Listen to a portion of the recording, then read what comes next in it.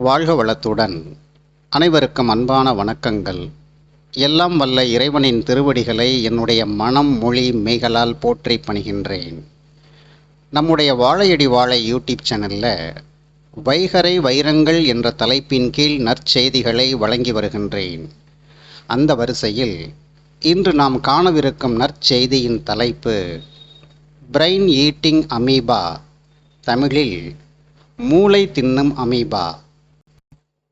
பீலிபை சாகாடும் அச்சிரும் அப்பண்டம் சால மிகுத்துப் பெயின் யாதெனின் யாதெனின் நீங்கியான் நோதல் அதனின் அலன். என்னடா தலைப்பு நவீன மருத்துவ அறிவியல் சார்ந்ததாக இருக்கின்றது. ஆனால் பதிவின் துவக்கம் 2000 ஆண்டுகளுக்கு முந்தைய பழமையான திருக்குறளுடன் துவங்குகின்றதே என்ற குழப்பம் வேண்டாம். ஏன் பதிவினை திருக்குறளோடு துவங்கினேன் என்பதற்கான காரணத்தை பதிவின் இறுதியில் விளக்கி கூறுகிறேன். தினசரி செய்தித்தாள்களிலும் பிற சமூக ஊடகங்களிலும் பரவலாக பேசப்பட்டு வருகின்ற பரபரப்பு செய்தியாக இருப்பது பிரெயின் ஈட்டிங் அமீபா தொற்று. இந்த தொற்று பாதிப்பு நம்முடைய அண்டை மாநிலமான கேரளாவில் கண்டறியப்பட்டு நாடு முழுவதும் மிகப்பெரிய பேசு பொருளாக மாறியிருக்கின்றது. முதலில் அமீபா என்றால் என்ன என்று நீங்கள் தெரிந்து கொள்ள வேண்டும். அமீபா என்பது ஒரே ஒரு செல்லால் ஆன ஒரு மிகச்சிறிய நுண்ணிய உயிரினம். ஏதேனும் ஒன்றினை உயிர்ப்பொருள் அல்லது உயிரினம் என்று கூற வேண்டுமென்றால் அதற்கு என்று சில அடிப்படை இலக்கணங்கள் இருந்தாக வேண்டும். இவைகளில் மிக மிக முக்கியமானவைகள்: அறிவு இருந்தாக வேண்டும், உணர்வு இருந்தாக வேண்டும், இனப்பெருக்க திறன் இருந்தாக வேண்டும். நுண்ணுயிரிகளுக்கு அறிவு உண்டா, உணர்வு உண்டா என்ற ஆச்சரியப்படும் கேள்வியை கேட்க வேண்டாம். உறுதியாக கூறுகின்றேன், நுண்ணுயிரிகளுக்கு அறிவும் உண்டு, உணர்வும் உண்டு. இவ்வளவு ஏன், இந்த நுண்ணுயிரிகளின் அறிவும் உணர்வும் நம்முடைய அறிவையும் உணர்வையும் விட மிக மிக சிறப்பாக இருக்கின்றது என்பது அழிக்க முடியாத உண்மை. ரீப்ரொடக்ஷன் அல்லது இனப்பெருக்கம் என்ற சொல்லை காதில் கேட்டவுடன் ஆண் பெண் என்ற பாலின வேறுபாடுகள் நம்முடைய மனதில் தோன்றிவிடுகின்றது. ஒரு உயிரினத்திடம் ஆண்மைத்தன்மை மிகுதியாகவும் பெண்மைத்தன்மை குறைவாகவும் இருந்தால் மிகுதியின் அடிப்படையில் அந்த உயிரினம் ஆண் பாலினம் என்று அடையாளப்படுத்தப்படுகின்றது. இதைப்போல ஒரு உயிரினத்தில் பெண்மைத்தன்மை மிகுதியாகவும் ஆண்மைத்தன்மை குறைவாகவும் இருந்தால் மிகுதியின் அடிப்படையில் அந்த உயிரினம் பெண் பாலினம் என்று அடையாளப்படுத்தப்படுகின்றது. இந்த பகுப்பின் அடிப்படையில் ஆண் பெண் பாலின புணர்ச்சி உண்டாகின்றது என்றும் இது அடுத்தடுத்த சந்ததி விருத்திக்கு காரணமாக இருக்கின்றது என்பதையும் நாம் அறிவியலில் பாடமாக படித்திருக்கின்றோம். தற்பொழுது நாம் பார்த்து வருகின்ற அமீபா என்ற உயிரினத்தில் ஆண் பெண் பாலின வேறுபாடுகள் ஏதும் இல்லை. எனவே இந்த வகை உயிரினங்கள் பைனரி ஃபிஷன், அதாவது இரண்டாக பிளத்தல் என்ற புதிய முறையில் தன் சந்ததியை அல்லது எண்ணிக்கையை விருத்தி செய்கின்றது. பைனரி ஃபிஷன் என்றால் ஒரு அமீபா தன் வளர்ச்சியின் நிறைவு அல்லது முழுமையை எட்டியதும் தன்னுடைய உடலையே 2 பகுதிகளாக பிளந்து 2 தனித்தனி அமீபாக்களாக உருமாறிக்கொள்கின்றது. இதை ஆங்கிலம் ஏசெக்சுவல் ரீப்ரொடக்ஷன் என்ற வார்த்தையால் குறிக்கின்றது. இந்த வகையைச் சேர்ந்த ஒரு செல் நுண்ணுயிரிகளுக்கு மற்றும் ஒரு சிறப்பு இயல்பும் இருக்கின்றது. அதாவது இந்த நுண்ணுயிரிகள் தான் இருக்கின்ற சூழலை உயிர் வாழ சாதகமற்ற சூழல் என்று கருதினால் எவ்வித துரித இயக்கத்தையும் வெளிக்காட்டாமல் நீண்ட நாட்கள் ஒரு கூட்டுக்குள் அடைபட்டு அமைதியாக இருக்கும். இதை ஆங்கிலம் டார்மன் ஸ்டேஜ் என்று கூறுகிறது. இந்த சாதகமற்ற சூழலில் இருந்து தன்னை தற்காத்து கொள்வதற்காக இந்த உயிரினங்கள் தன்னை சுற்றிலும் ஒரு கடினமான உறையை தயார் செய்து கொண்டு அதற்கு உள்ளாக மிகவும் பாதுகாப்பாக இருக்கும். பல வருடங்கள் கூட இந்த நிலையில் நீடித்து இருக்கும். அமீபாவின் இந்த தற்காலிக உருமாறிய நிலையை அறிவியல் உலகம் சிஸ்ட் என்ற வார்த்தையால் குறிக்கின்றது. சுற்றுப்புறத்தில் சந்தர்ப்ப சூழ்நிலை சாதகமாகிவிட்டால் உடனே கடினமான ஓட்டை உடைத்து கொண்டு வெளிவந்து தன்னுடைய இயல்பான உருவத்தில் வாழத் துவங்கிவிடும். பகுத்தறிவு என்பது மனிதர்களுக்கு மட்டுமே உரிய இயல்பு என்று பரக்க பேசுகின்றார்கள். இந்த ஒரு செல் உயிரினத்தின் நடவடிக்கையை சற்று உற்று நோக்கினால் பகுத்தறிவு என்பது மனிதர்களின் தனிச்சொத்து அல்ல, அது ஒட்டுமொத்த உயிரினங்களின் இயல்பு என்பது நன்கு விளங்கும். புறத்தோற்றத்தில் மிக மிக எளிமையாக ஒரு செல் வடிவத்தில் இருக்கும் இந்த அமீபா என்ற நுண்ணுயிரி ஒட்டுமொத்த நவீன அறிவியலையே அசைத்து பார்த்து கொண்டிருக்கின்றது என்றால் நம்முடைய நவீன அறிவியலின் திறன் எங்கே? இந்த ஒற்றை செல்லுடைய அமீபாவின் திறன் எங்கே என்று சற்று சிந்தித்து பார்க்க வேண்டும். இந்த உலகில் ஆகச் சிறந்த ஆற்றல் உடைய பொருட்கள் அனைத்துமே எப்பொழுதுமே மிக மிக எளிமையாகத்தான் இருக்கின்றது. சூரியனின் ஆற்றல் அளப்பரியது, ஆனால் அது எவ்வளவு எளிமையாக இருக்கின்றது என்று பாருங்கள். ஆனால் மனிதன் மட்டும்தான் தன் அறிவாற்றலே மிக மிக பெரியது என்ற அகந்தையில் எளிமையை மறந்து பெருமையில் வாழ்ந்து வருகின்றான். ஆற்றல் மிக்க உயிர் பொருட்கள், ஆற்றல் மிக்க உயிரற்ற பொருட்கள் என்று எதுவாயினும் அவைகள் அனைத்தும் ஒரு குறிப்பிட்ட ஒழுங்கில் இயங்கி வருவதால் தான் அவைகளால் நமக்கு துன்பம் நேர்வது இல்லை. இந்த உயிரினங்கள் அல்லது இயற்கை வளங்கள் இருப்புச் சூழல் ஒழுங்குகள் மீது மனிதன் தன் அறிவு கொண்டு தாக்குதல் நடத்தினால் இவைகள் தன்னை தற்காத்து கொள்வதற்காக அல்லது சீரமைத்துக் கொள்வதற்காக எதிர்வினை ஆற்றும். இப்படிப்பட்ட எதிர்வினைகளை நம் அறிவியல் அறிவால் எதிர்கொள்ளவே இயலாது என்பதை நினைவில் வைத்திருங்கள். இந்த உண்மையை கடந்த 2019ஆம் ஆண்டு பரவிய கொரோனா தொற்று உறுதிப்படுத்தி சென்றிருக்கின்றது. இன்று நாம் சந்தித்து வருகின்ற இயற்கை பேரிடர்களான நிலநடுக்கம், சுனாமி, புயல், பெருவெள்ளம் மற்றும் நோய் கிருமி தொற்று போன்றவைகள் அனைத்தும் ஏன் அதிகரித்து வருகின்றன?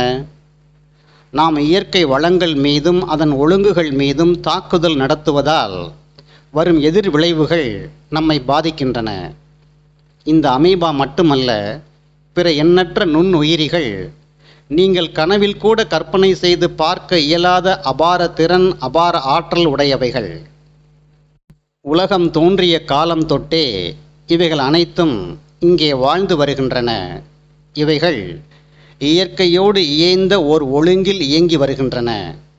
மனிதன் தன் பயன் நோக்கத்திற்காக இயற்கையை சீரழிக்க துவங்கிய நாள் முதலாக பாதிப்புகள் அதிகரிக்க துவங்கின. இன்று நாம் சந்தித்து வருகின்ற அச்சுறுத்தும் பெருந்தொற்று நோய்கள், இயற்கை பேரிடர்கள் போன்றவைகளுக்கு காரணமான இந்த அடிப்படை இயற்கை ஒழுங்கு சீர்கேட்டை சரி செய்யாமல் நவீன அறிவியல் அறிவின் துணை கொண்டு பெரிய பெரிய தொழில்நுட்பங்களையும் கண்டுபிடிப்புகளையும் மனிதன் உருவாக்கலாம். ஆனால் இவைகள் அனைத்தையுமே மிக எளிதாக உள்வாங்கி கடந்து சென்று அவைகளை எதிர்த்து நிற்கும் திறன் நுண்ணுயிர்களுக்கு சிறப்பாக இருக்கின்றது என்பதை மறந்து விடாதீர்கள். நம்முடைய உடல் சார்ந்த அனைத்து பிரச்சனைகளுக்கும் நவீன அறிவியல் அல்லது நவீன மருத்துவம் தீர்வை தந்துவிடும் என்று கருதுவது போன்ற முட்டாள்தனம் வேறு ஒன்று இருக்க இயலவே இயலாது.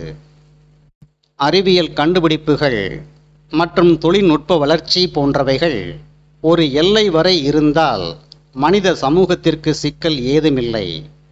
இந்த அறிவு எப்பொழுது அகந்தை என்ற அபாயகரமான பகுதிக்குள் பயணிக்க துவங்கியதோ அன்று முதல் மனித இனத்தின் அழிவும் துவங்கிவிட்டது. நான் அறிவியல் கண்டுபிடிப்புகளுக்கும் தொழில்நுட்பத்திற்கும் எதிரானவன் அல்ல. ஆனால் அது தன் எல்லையை மீறி பயணிக்கின்றது, மனித சமுதாயம் ஆபத்தை சந்தித்து கொண்டிருக்கின்றது என்று எச்சரிக்கின்றேன். நமது அண்டை மாநிலமான கேரள மாநிலத்தில் இன்று பரபரப்பாக பேசப்படும் தொற்றினை உண்டாக்குகின்ற அமீபாவிற்கு நவீன அறிவியல் வைத்த பெயர் நெக்லேரியா. ஜெர்மனி நாட்டைச் சேர்ந்த கர்ட் நெக்லர் என்ற நுண்ணுயிரியல் ஆராய்ச்சியாளர் இந்த அமீபாவின் இருப்பை உலகத்திற்கு அறிமுகம் செய்ததால் நெக்லேரியா என்று பெயரிடப்பட்டது. பொதுவாக இந்த அமீபா நீர்நிலைகளில் மிகுதியாக இருக்கும். அதிலும் குறிப்பாக வெதுவெதுப்பான வெப்பநிலை உள்ள நீர்நிலைகளில் இவைகள் மிகுதியாக காணப்படும். ஒருவேளை புற வெப்ப சூழல் சாதகமாக இல்லை என்றால் இந்த அமீபா இறந்து விடாது. மாறாக தன்னை தற்காத்து கொள்வதற்காக தன்னை சுற்றிலும் ஒரு கடின உறையை ஏற்படுத்தி கொண்டு மிகவும் பாதுகாப்பாக நீண்ட நாட்களுக்கு இருக்கும். இந்த வடிவத்தைத்தான் சிஸ்ட் என்று முன்னர் கூறினேன். இந்த நெக்லேரியா என்ற அமீபா தொற்றுதான் தற்பொழுது கேரளாவில் சிலர் மரணித்து வருவதற்கு காரணமாக அமைந்திருக்கின்றது. இந்த நெக்லேரியா என்ற அமீபா காற்று மூலமாக பரவக்கூடிய தொற்று நோய் அல்ல. அதாவது இந்த நுண்ணுயிரியால் பாதிக்கப்பட்ட நபரிடமிருந்து மற்றொரு நபருக்கு பரவாது என்பது நமக்கு சற்று ஆறுதலான செய்தி. நீர்நிலைகளில் பணி செய்கின்ற அல்லது நீருக்குள் மூழ்கி பணி செய்கின்ற அல்லது பொழுதுபோக்கிற்காக நீர்நிலைகளில் நீராடி மகிழ்கின்ற நபர்களின் மூக்கின் வழியாக நீர் செல்லும் பொழுது இந்த அமீபாவும் மூக்கிற்குள் நுழைய வாய்ப்பு இருக்கின்றது. இவ்வாறு மூக்கு துவாரத்தின் வழியாக நுழைந்த நெக்லேரியா என்ற அமீபா நரம்பு மண்டலங்களை கடந்து மூளையை சென்றடைந்து மூளையின் திசுக்களை சேதப்படுத்துகின்றது. பொதுவாகவே ஏதேனும் ஒரு நோயுண்டாக்கும் ஆபத்தான அந்நிய கிருமி நம்முடைய உடலுக்குள் புகுந்துவிட்டால் நம்முடைய எதிர்ப்பு சக்தி மண்டலம் உடனடியாக தூண்டப்பட்டு சுறுசுறுப்பாக இயங்கி உள்ளே வந்த கிருமியை அழித்துவிடும் அல்லது வெளியேற்றிவிடும். இவ்வாறுதான் தினமும் நாம் பாதுகாக்கப்பட்டு வருகின்றோம். ஆனால் இந்த நெக்லேரியா என்ற ஒற்றை செல் உயிரினம் நம்முடைய உடலின் அனைத்து எதிர்ப்பு சக்திகளையும் முறியடித்து தடைகளை கடந்து மூளையை நோக்கி முன்னேறிச் செல்லும் அதீத ஆற்றல் உடையது. தோற்றத்தில் பார்ப்பதற்கு மிக மிக எளிமையாக ஒரு செல் வடிவத்தில் தோன்றினாலும் இதன் ஆற்றல் எத்தகையது என்று சற்று எண்ணி பாருங்கள். இதனால்தான் பேர் ஆற்றல் உடையவைகள் எப்பொழுதுமே எளிமையாகத்தான் இருக்கும் என்று முன்னர் கூறினேன். அதற்கு உதாரணமாக சூரியனையும் கூறினேன். தெரிந்தோ தெரியாமலோ விரும்பியோ விரும்பாமலோ இந்த கிருமி நம்முடைய மூக்கின் வழியாக நுழைந்து மூளையை சென்றடைந்து விட்டால் பல்வேறு அறிகுறிகள் வெளிப்பட துவங்கும். இந்த அறிகுறிகள் அனைத்தும் கிருமியின் மூளை நோக்கிய பயணத்தின் துவக்கத்தில் வெளித்தெரியவே தெரியாது. அது மூளையை சென்று அடைந்து அங்கு உள்ள திசுக்களை சேதப்படுத்தும் பொழுதுதான் நமக்கு தெரிய வரும். எனவே இந்த அமீபா தொற்றினை ஆரம்ப நிலையில் கண்டறிவது என்பது மிக மிக கடினம். ஒரு குறிப்பிட்ட நிலப்பரப்பில் வாழுகின்ற மக்கள் இவ்வகை தொற்றால் பாதிக்கப்படுகின்றார்கள் என்றால் உடனடியாக அந்த பகுதியில் உள்ள நீர்நிலை ஆதாரங்களை ஆய்வு செய்தல் மிக மிக அவசியம். மேலும் இப்பகுதியில் உள்ள நீர்நிலைகளில் குளிப்பது, மூழ்கி பணி செய்வது போன்றவைகள் தடை செய்யப்பட வேண்டும்.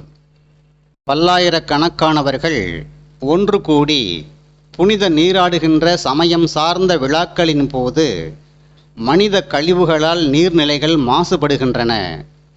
இந்த நீர்நிலைகளில் உள்ள பல்வேறு உயிரின கூட்டங்கள் பாதிப்படைகின்றன.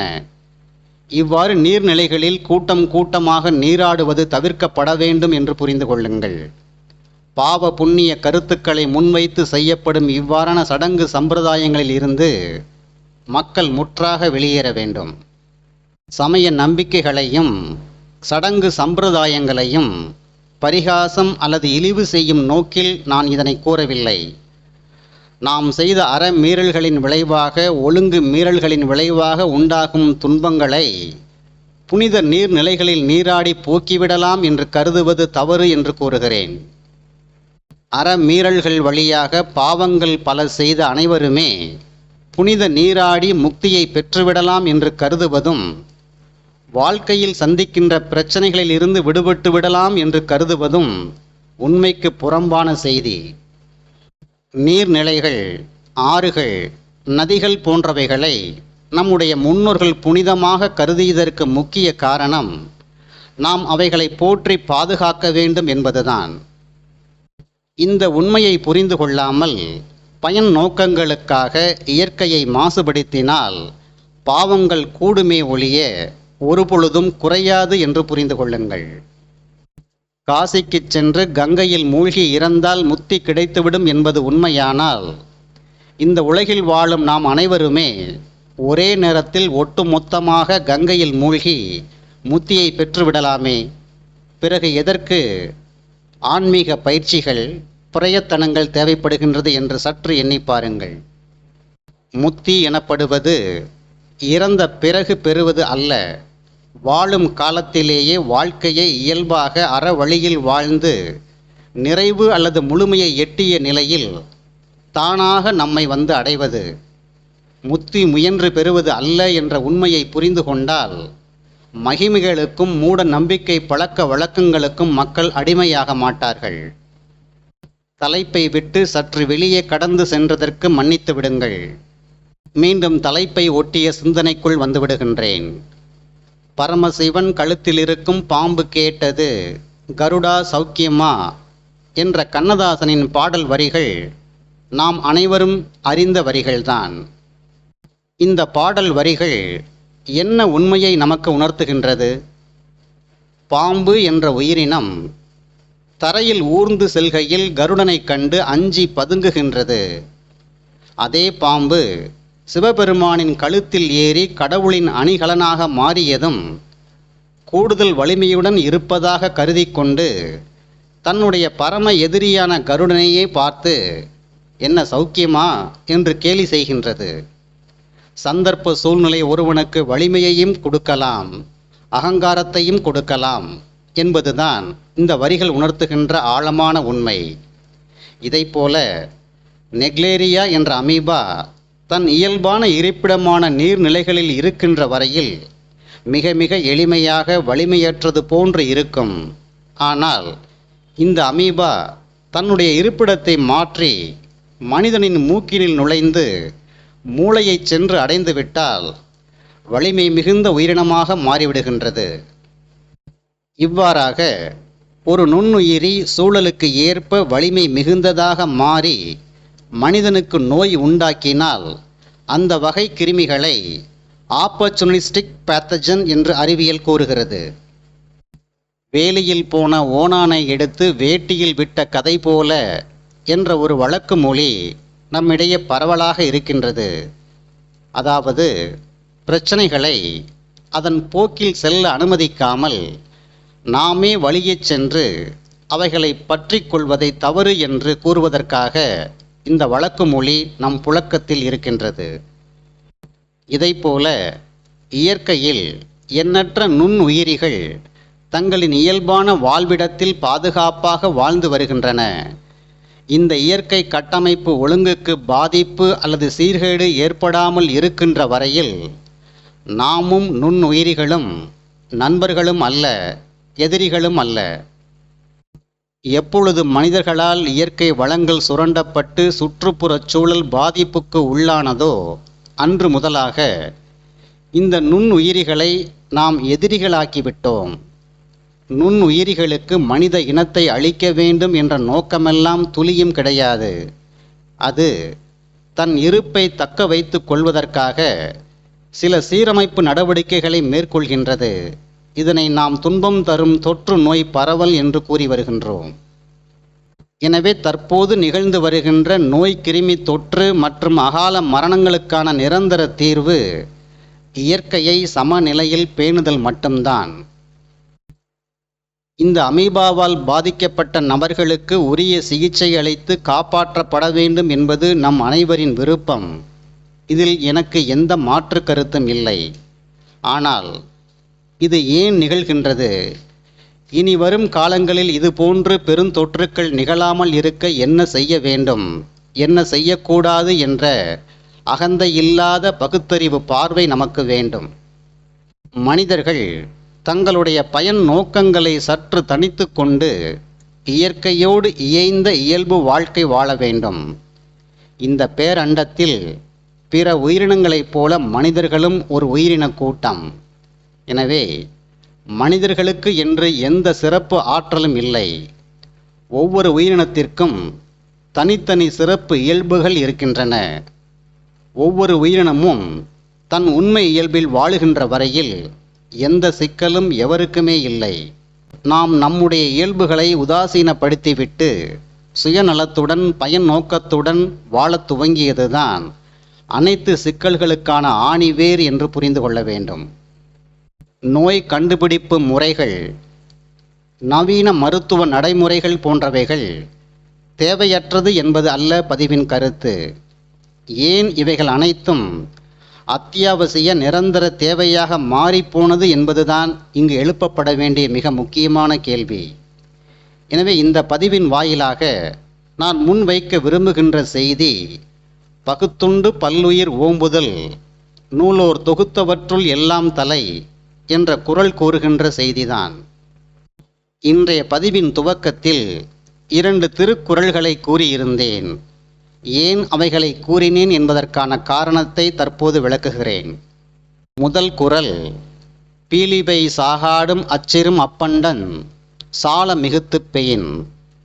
இந்த குறளில் வள்ளுவர் கூற வரும் கருத்துக்கும் நாம் தற்போது பேசி வரும் அமீபா தொற்றுக்கும் நேரடி தொடர்பு ஏதும் இல்லை.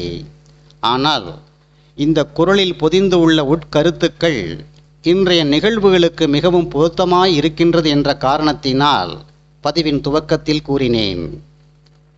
இந்த குறள் கூறும் கருத்து இதுதான். அரசனுக்கு அறிவுரை கூறுவதாக அமைகின்ற இந்த குறளில் வள்ளுவர் கூறுகின்ற ஓமை மிக மிக நுட்பமானது, அழகானது. எடை குறைவான மெல்லிய மயில் இறகுதானே என்று துச்சமாக மதித்து அளவுக்கு மீறிய அல்லது எல்லை கடந்த அளவு மயில் இறகு பாரத்தை ஒரு வண்டியின் மீது ஏற்றினால் அவ்வலிமை குன்றிய மெல்லிய மயில் இறகுகள் ஒன்று சேர்ந்து வலிமை உடையதாக மாறி வண்டியின் அச்சாணியையே முறித்துவிடும் என்பதுதான் குறள் கூறுகின்ற செய்தி. இந்த ஊமையின் வாயிலாக வள்ளுவர் அரசனுக்கு ஒரு அறிவுரை கூறுகின்றார். அதாவது, நீ உன் எதிரிகளை எளிமையானவர்கள்தானே, வலிமை குன்றியவர்கள்தானே என்று அலட்சியமாக கருதி தொடர்ந்து பகையை வளர்த்து கொண்டே சென்றால் சூழ்நிலை சாதகமாகும் பொழுது வலிமை குன்றிய எளிய பகைவர்கள் அனைவரும் ஒன்று சேர்ந்து வலிமை மிக்கவர்களாக மாறி உன்னை வீழ்த்தி விடுவார்கள். எனவே எச்சரிக்கையாக இரு என்று கூறுகிறார். வள்ளுவர் கூறிய இந்த அறிவுரை தற்போது நமக்கு அப்படியே பொருந்துகின்றது. நெக்லேரியா என்ற அமீபா ஒரு எளிமையான ஒரு செல் உயிரிதானே, வலிமையற்ற உயிரிதானே என்று கருதி நம்முடைய அறிவியல் அறிவுக்கு முன்பாக இந்த நுண்ணுயிரிகள் எல்லாம் கால் தூசு என்று நாம் அகந்தை கொண்டால் அல்லது வீர வசனம் பேசினால் என்ன ஆகும்? சூழ்நிலைகள் மாறும் பொழுது அந்த எளிய அமீபா வலிமை உடையதாகி நோய் உண்டாக்கி மனித சமூகத்தையே அழித்துவிடும். எனவே எளிமையைக் கண்டு எள்ளி நகைக்காமல் விழிப்புணர்வுடன் வாழ வேண்டும் என்ற கருத்தை வள்ளுவர் முன் வைத்ததால் அந்த குறளை பதிவின் துவக்கத்தில் கூறியிருந்தேன். பதிவின் துவக்கத்தில் கூறப்பட்ட 2வது குறள், யாதனின் யாதனின் நீங்கியான் நோதல் அதனின் அதனின் அலன். இந்த குறளின் வழியாக வள்ளுவர் கூறுகின்ற கருத்து இதுதான். முற்று முதலாக துன்பங்களிலிருந்து விடுபட்டு ஆனந்தமாக வாழ விரும்புகின்றீர்களா? நீங்கள் செய்ய வேண்டியது ஒன்றே ஒன்றுதான். எவைகளினால் துன்பம் நேருகின்றது என்று ஆராய்ந்து அறிந்து அந்த துன்பத்தை தருகின்ற செயல்களில் அல்லது சூழல்களில் இருந்து நீங்கு அல்லது விலகு. அதன் பிறகு அவைகளால் நமக்கு துன்பம் இல்லை என்று கூறுகிறார். துறவு மேற்கொள்ள விரும்புகின்ற அல்லது முயற்சிக்கின்ற ஒருவனுக்கு பற்றறுத்தலை வலியுறுத்துவதற்காக வள்ளுவர் இந்த குறளை அமைத்திருந்தாலும் இந்த குறள் இன்று நாம் அனுபவித்து வருகின்ற உடல் மற்றும் பௌதீக ரீதியான துயரங்களுக்கும் அப்படியே பொருந்துகிறது. நாம் உருவாக்கி வைத்திருக்கின்ற பயன் நோக்கம் மிகுந்த பற்றுதான் நம் துன்பங்களுக்கு எல்லாம் மூல காரணம். எனவேதான் இந்த குறளை பதிவின் துவக்கத்தில் மேற்கோளாக கூறியிருந்தேன். ஒரு பிரச்சனைக்கு தீர்வு என்பது வேறு, நிவாரணம் என்பது வேறு என்று நாம் புரிந்து கொள்ள வேண்டும். தீர்வு எனப்படுவது ஒரு பிரச்சனைக்கான வேரினை அல்லது மூல காரணத்தினை கண்டறிந்து அதனை முற்று முதலாக நீக்குவது. நிவாரணம் என்பது பிரச்சனைகளுக்கான வேரினை கவனிக்க மறந்து புறத்தே தெரிகின்ற இடர்பாடுகளில் இருந்து தற்காலிகமாக தப்பிக்க முயல்வது என்று புரிந்து கொள்ளுங்கள். நாம் தீர்வை ஒருபோதும் நாடுவதில்லை, நிவாரணத்தை நாடுகின்றோம். நிவாரணத்தை நாடும் பொழுது சில நேரங்களில் வெற்றியும் கிடைப்பதால் நிவாரணமே சிறப்பு என்று கருதி வாழ்ந்து வருகின்றோம். இன்று பரவலாக பேசப்படுகின்ற அமீபா தொற்றுக்கான மூல காரணம் என்ன, அதை களைவது எவ்வாறு, எதிர்காலத்தில் இதுபோன்று பெருந்தொற்றுக்கள் ஏற்படாமல் இருக்க என்ன செய்ய வேண்டும், என்ன செய்யக்கூடாது என்று பகுத்தறிந்து சிந்தித்து வினையாற்றுவது மிக மிக முக்கியம். இதனை செய்யாமல் நவீன மருத்துவ அறிவியல் அறிவுதான் நம்முடைய பாதுகாவலன் அல்லது ஆபத் பாண்டவன் என்று அதனிடம் சரணாகதி அடைந்துவிட்டால் வணிக ரீதியான மருத்துவம் மேம்பட்டு கொண்டே வரும். அதே நேரம் புது புது தொற்று நோய்களும் முளைத்து எழுந்து கொண்டே இருக்கும். இவ்வாறு நிவாரணத்தை நாடி வாழ்ந்து வந்தால் ஆரோக்கியமான ஆனந்த வாழ்வு என்ற தீர்வு நமக்கு கிடைக்கவே கிடைக்காது என்று புரிந்து கொள்ள வேண்டும். நவீன அறிவியலும் நவீன மருத்துவ நடைமுறைகளும் நமக்கு தேவைதான். ஆனால் இவைகளே பிரச்சனைக்கு தீர்வு என்று கருதக்கூடாது என்று கூறுகிறேன். மூளை தின்னும் அமீபா என்ற தலைப்பின் கீழ் உங்களை அச்சுறுத்தும் பரபரப்பு செய்திகளை வழங்குவது என்னுடைய நோக்கம் அல்ல. இத்தகைய பரபரப்பு செய்திகளை நாடும் நபர்களுக்கு இந்த பதிவு சற்று ஏமாற்றத்தை தந்திருக்கும் என்று தெரியும். ஆனால் உண்மையை உணர முற்படுபவர்களுக்கு இந்த பதிவின் செய்திகள் ஊட்டச்சத்து உணவாக அமைந்து சிந்திக்க வைத்திருக்கும் என்று கருதுகின்றேன். மற்றும் ஒரு சிறப்பான பதிவோடு உங்களை விரைவில் சந்திக்கின்றேன். நன்றி, வணக்கம், வாழ்க வளத்துடன். அவன் அருளாலே அவன் தாழ் வணங்கும் மகிழ்ச்சியுடன் உங்கள் ராதாகிருஷ்ணன்.